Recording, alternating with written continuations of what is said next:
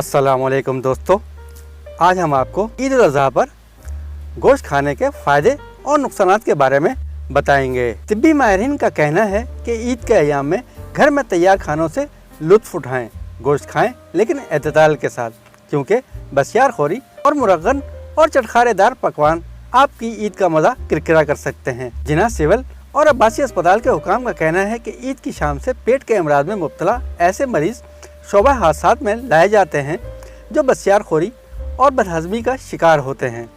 जिन्ना अस्पताल के consultant physician assistant professor doctor Umar Sultan ने बताया कि ईद उल अज़हा पर कुर्बानी का गोश्त एतदाल के साथ खाना चाहिए। ख़ुसूसन शुगर और दिल के मरीज़ों को कुर्बानी का गोश्त खाने में एहतियात करनी चाहिए। डॉक्टर उमर सुल्तान ने शहरियों को मशवरा दिया कि ज़ियाबतीस, दिल, ब्लड प्रेशर, यूरिक एसिड और गुर्दों के मरीज़ों को ख़ास एहतियात की ज़रूरत है। ऐसे अफराद को गोश्त खाने में हद से ज़्यादा एहतियात करनी चाहिए।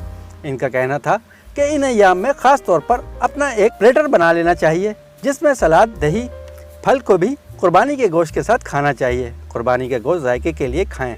ऐसे मरीज़ जिनका यूरिक एसिड बढ़ा हुआ हो वो इन अय्याम में दवा का इस्तेमाल ज़रूर करें, क्योंकि यूरिक एसिड बढ़ने की वजह से इन्हें जोड़ों के दर्द का सामना करना पड़ सकता है। हाई ब्लड प्रेशर के मरीज़ गाय का गोश्त खाने से इज्तनाब करें। बाज़ारी मसालों से बने हुए खानों से भी इज्तनाब करें, क्योंकि इसमें नमक की मिकदार ज़्यादा होती है। इनका कहना था कि शुगर और दिल के मरीज़ गोश्त अपनी उम्र के हिसाब से खाएं, एतदाल और एहतियात के साथ गोश्त खाएं। अगर मुमकिन हो तो अपने मौलिज के मशवरे से गोश्त खाएं। उन्होंने कहा कि जिगर के मरीज़ों को भी अपना ख्याल रखने की ज़रूरत है, जिनके पेट में पानी भर जाता हो। इन्हें तो बहुत ख़ास एहतियात की ज़रूरत है। ईद के अय्याम में अजीज़ व अकारिब के घरों में भी गोश्त से बनी डिशेस से तवाज़ा होती है।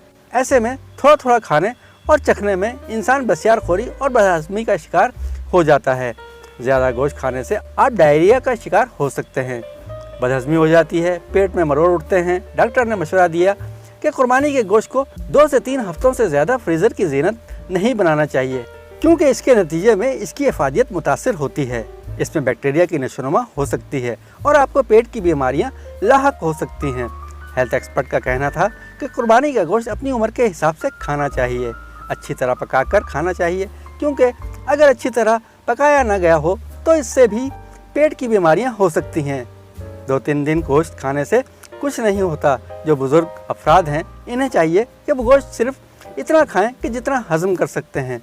हद से ज़्यादा खाएंगे या बसियार खोरी करेंगे तो इसके नतीजे में पेट के मसाइल का शिकार हो सकते हैं। उन्होंने कहा कि ये मौसम बरसात और हब्स का है। हमने यही देखा था, इस मौसम में ज़्यादातर लोग खाना कम खाते थे, पानी ज़्यादा जिस्म से निकल जाता था। इन दिनों में अम्बी की चटनी और नमकीन लस्सी पी जाती थी। सर्दियों में ज़्यादा गोश्त खा भी लें तो इतना मसला नहीं होता था, लेकिन इस मौसम में ज़्यादा गोश्त नहीं खाते थे। इस मौसम में ज़्यादा गोश्त खाने से हाजमे के मसाइल पैदा होते हैं। लोगों को मशवरा है कि शिकंजीबीन या नींबू पानी और नमकीन लस्सी, दही और सलाद को खानों का हिस्सा बनाएं। दोस्तों, आपको ये वीडियो पसंद आए तो हमारे चैनल को लाइक, शेयर और सब्सक्राइब ज़रूर कीजिएगा।